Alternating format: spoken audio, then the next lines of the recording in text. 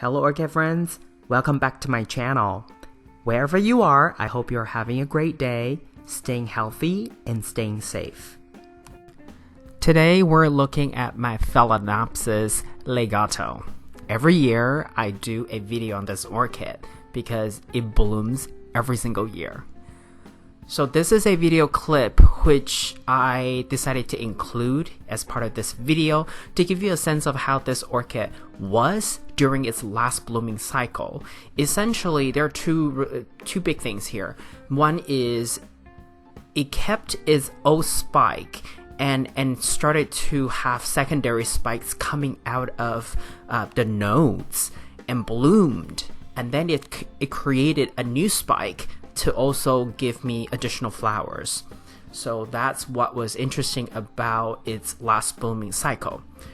Also, at that time, this orchid was already repotted once before, but has grown enough aerial roots and have grown enough leaves so that it's heavy enough that it's now already pending down quite a bit. So at that time, I think even for that particular video, I was saying that I was going to, give this orchid a repot after the bloom fade out, and I did.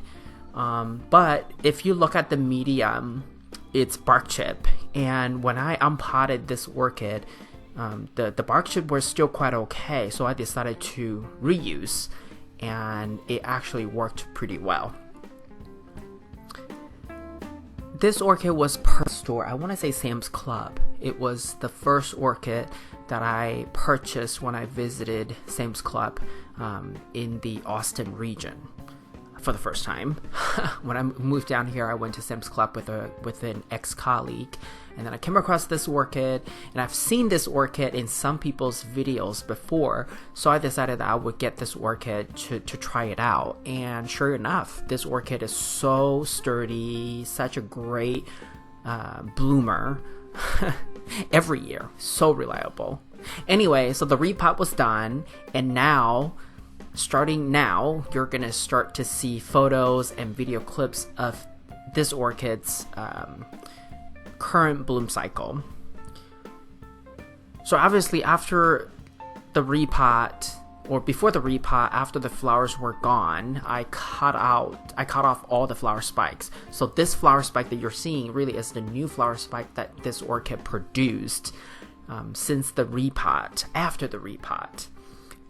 I love fresh new flower spike because, if you provide the right amount of nutrients, right conditions, lights, moistures, temperature, etc., the flower spike would be pretty thick. It would be at least of decent size.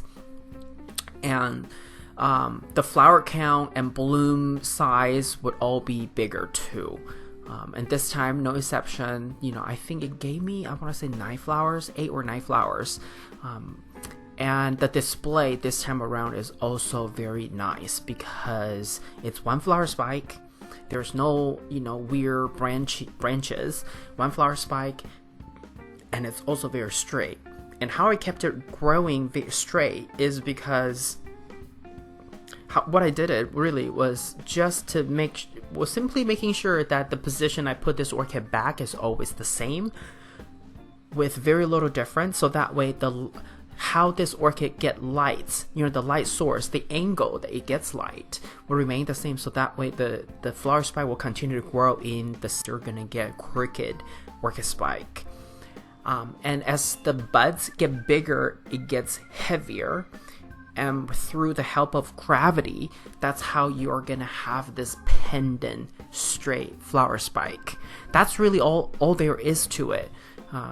There isn't really any trick.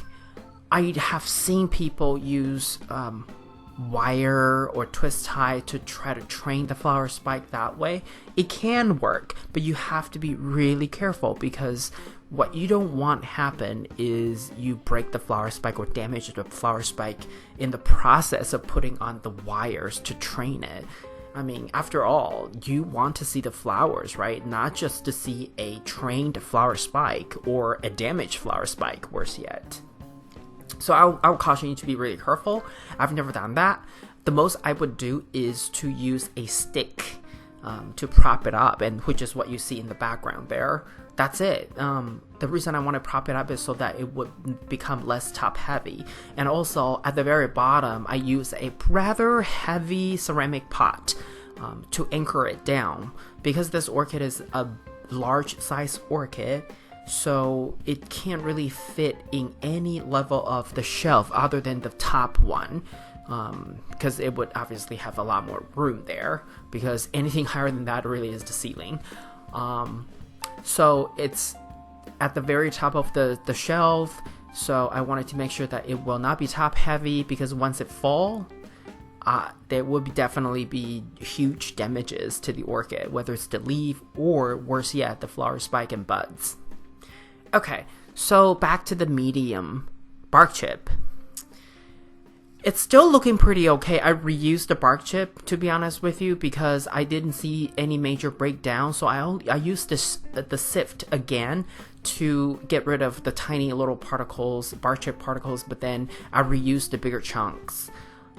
This time around, I'm thinking I will also give it a repot, because there are enough aerial roots that I would like to, repot into the medium, and then use that opportunity to examine whether the bark chip is old. And if it is, I would then have a decision to make, and that is, do I use organic media like bark chip, or I can switch to my usual inorganic medium or inorganic media mix, and that is usually a mixture of manto clay and hydrocorn. I've had quite a bit of success with that inorganic mix for a lot of my orchids. And for this one, because the roots are relatively thick, I think if I go with manto clay and hydrocorn, manto clay will probably be 2 to 1 portion of manto clay, which is the smaller pebble being 1. But there's also a possibility that I would continue to use bark chip, because this orchid has done so well in bark that maybe I should not switch it up on this orchid. And that also means which I don't have any right now. And if I buy more, then for future repots of other orchids, you'll probably see me going back to bark chip medium. That's just because, I have more bark chips to use. It's not because I'm regretting on my inorganic medium or media mixture. Just want to make that clear.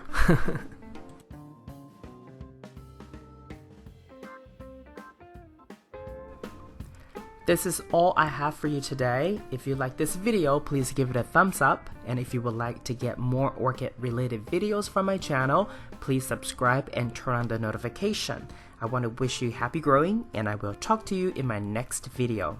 Ciao!